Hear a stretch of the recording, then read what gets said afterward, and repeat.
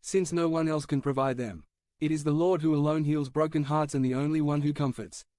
As we hear in today's responsorial psalm, the Lord heals broken hearts and binds up wounds. Consolation means living in the midst of suffering in the presence of God. Living in consolation means surpassing the earthly and entering into communion with the sacred. 3. Finally, Jesus gives guidance to those charged with caring for the sick and needy to care for themselves spiritually and physically. At dawn, while it was still very dark, Jesus got up, went out and went to a solitary place, where he began to pray. Don't let his prayer life disappear. Taking busyness to the extreme is a state of mind and a habit of the heart and not simply a result of tasks to be accomplished. Illusionary expectations, desires to feel important or secure, can lead to exaggerated activity. Jesus did not sink into feelings of guilt. They told him, "Everyone is looking for you."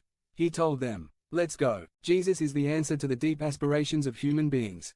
So now, we must ask ourselves, how can we achieve a more intimate communion with God the Father in contemplative meditation so that we can help others hear words of salvation? Become a member of the channel and be an instrument of the Word of God. Don't miss this opportunity to impact lives. Click the link in the description now and help us spread the Word of God. Jonas by Paul. Andrew. Summary. Letting go of the cares and pleasures of this world gives us a perspective we must maintain on eternity.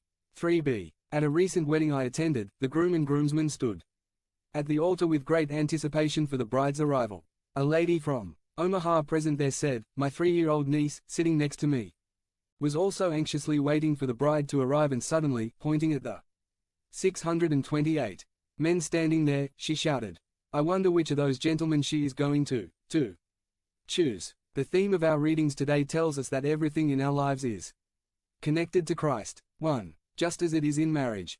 The second reading says that it is advisable for those who are married to live as if they were not, those who suffer, as if they did not suffer, those who are happy, as if they were not happy, those who buy, as if they did not buy, those who enjoy the world, as if they did not enjoy it, because this world we see is temporary.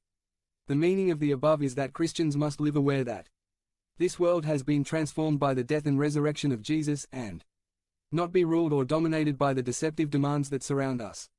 Letting go of the cares and pleasures of this world gives us a perspective we must maintain on eternity. There is a close relationship between addiction and emotional immaturity. Individuals who fall into addiction or pornography often do so because they feel unable to manage their feelings. This means developing emotional sobriety and, as St. Paul says, being connected to something spiritual. This world that we see is temporary, and this one too will pass. 2. Time must be seen as connected to God. St. Paul in our second reading says, "Life is short." Jonah in our first reading preaches in Nineveh within 40 days, and in the Gospel we read, "Immediately they left the nets."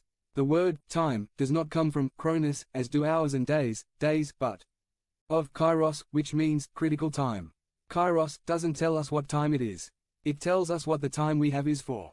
Our time on earth should be to serve the Lord, helping the oppressed, the lonely, the forgotten, and thus demonstrate our love for God.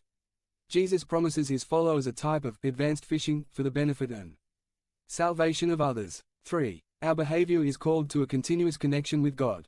Can we learn from the example of the Ninevites? 629. Can we completely turn our lives around when we have been warned? We receive implicit and explicit warnings. Our own bodies give us advance warning of health problems, just as doctors warn us about habits that are harmful to the body. In human relationships we also receive implicit and explicit advance warnings. Jonah walked through the city for